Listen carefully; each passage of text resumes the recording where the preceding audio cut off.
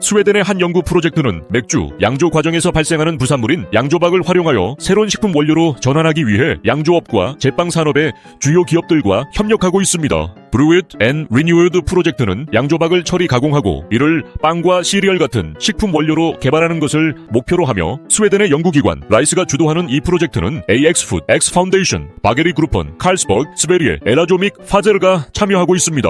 푸드 인그리디언스 퍼스트는 에라조 테크놀로지 솔루션의 사업개발 책임자인 주안 카릴로와 인터뷰를 통해 양조박을 새로운 식품 형태로 활용하면서 맛과 식감, 영양학적 특성을 유지하거나 개선하는 기술적 측면을 살펴보았습니다. 구안 카릴로는 양조박 처리 과정에서 가장 중요한 단계 중 하나는 수분 조절입니다. 수분 함량이 높으면 원치 않는 발효, 곰팡이, 미생물 오염이 발생할 수 있으며 이를 방지하기 위해 양조박은 건조 과정을 거쳐 수분 함량을 10% 이하로 낮추게 되며 이로써 영양 가치를 훼손하지 않으면서 저장 기간을 크게 연장할 수 있다고 설명했습니다. 이라조는 이 프로젝트에 참여하여 양조박과 같은 습한 부산물에 특화된 에너지 효율적인 건조 시스템을 설계하는 기술적 전문성을 제공하고 있습니다. 카리오는 이 기술은 단백질과 섬유질 같은 영양 성분뿐만 아니라 색상, 향, 맛과 같은 관능적 특성도 손상되지 않도록 부드럽고 정밀하게 건조 과정을 관리한다고 덧붙였습니다. 양조박을 식품 원료로 업사이클링할 때의 도전 과제들, 기후 충격은 글로벌 식품 시스템의 취약성을 드러냈으며 실제 식품 생산은 전 세계 온실가스 배출량의 13 이상을 차지하며 생물 다양성 손실의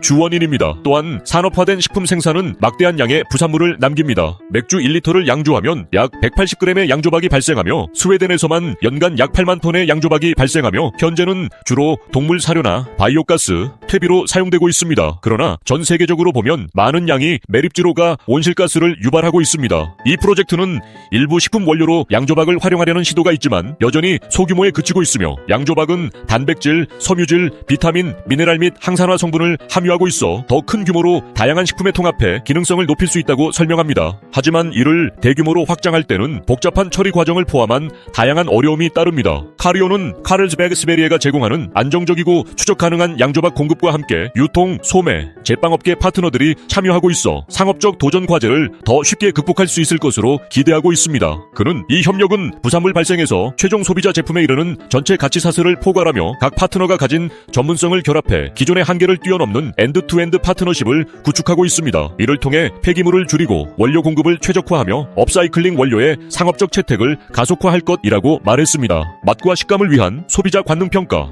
한편 섬유질 함량이 높은 양조박은 올바르게 가공하지 않을 경우 식품의 맛과 식감에 부정적 영향을 줄 수도 있습니다. 카리오는 소비자 수용성이 최우선이며 양조박이 포함된 식품이 맛과 식감, 외관 모두 매력적일 수 있도록 바게리 그룹과 긴밀히 협력하여 빵, 스낵, 시리얼과 같은 다양한 제품군에 걸쳐 개발 및 테스트를 진행하고 있다고 밝혔습니다. 그는 이 과정에는 소비자 패널을 활용한 관능 평가, 반죽 성능과 제품 품질을 저하시키지 않는 양조박의 최적 혼합 비율을 찾기 위한 기능성 분석, 산업 생산 과정에 맞춘 시범 테스트 등이 포함된다고 덧붙였습니다. 양조박을 신중하게 배합하고 보완적인 원료를 활용하여 영양과 지속 가능성을 모두 갖추면서도 소비자의 품질 기대를 충족시키는 제품 개발이 목표라고 강조했습니다. 기존 연구의 교훈과 향후 전망. 이 프로젝트는 이전의 양조박을 활용한 파스타, 빵, 시리얼 연구 결과를 기반으로 진행됩니다. 카리오는 이전 연구에서는 입자 크기와 분쇄 기술이 식품의 질감과 시각적 매력에 중요한 영향을 미치고 맛과 영양 균형을 이루는 최적의 양조박 비율을 찾는 것이 중요하다는 점을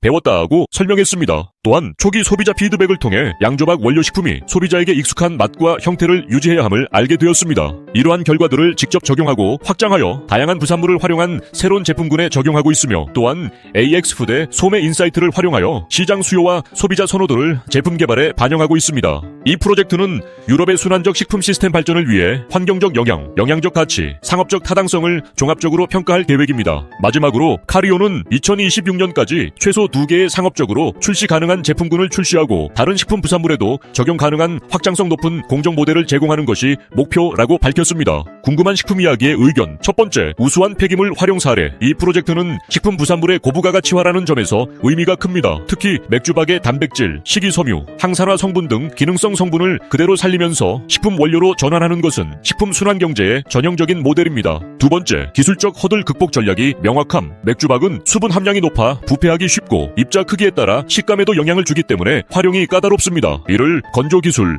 분쇄기술, 감각품질 테스트 등으로 해결하려는 전략이 체계적이며 실제 산업화 가능성이 높아 보입니다. 세 번째, 전 가치사슬 접근이 모범적 맥주회사, 기술기업, 제빵기업, 유통사 등이 원재료 가공 제품화, 소비자 접점까지 함께 협업하는 구조는 매우 바람직합니다. 이러한 구조는 국내 업사이클링 프로젝트에도 도입할 필요가 있습니다. 네 번째, 국내 적용 가능성. 국내에서도 막걸리, 두유, 콩나물 생산 등에서 발생하는 부산물을 활용한 식품 소재화 연구가 이루어지고 있습니다. 이와 같은 통합형 가치사슬 기반 업사이클링 프로젝트를 정부 R&D와 연계해 추진하면 HMR 시장이나 기능성 식품 분야에서의 성과도 기대됩니다. 시청해주셔서 감사합니다. 계속해서 새로운 기술과 다양한 과학의 접근으로 만나 뵙겠습니다. 감사합니다.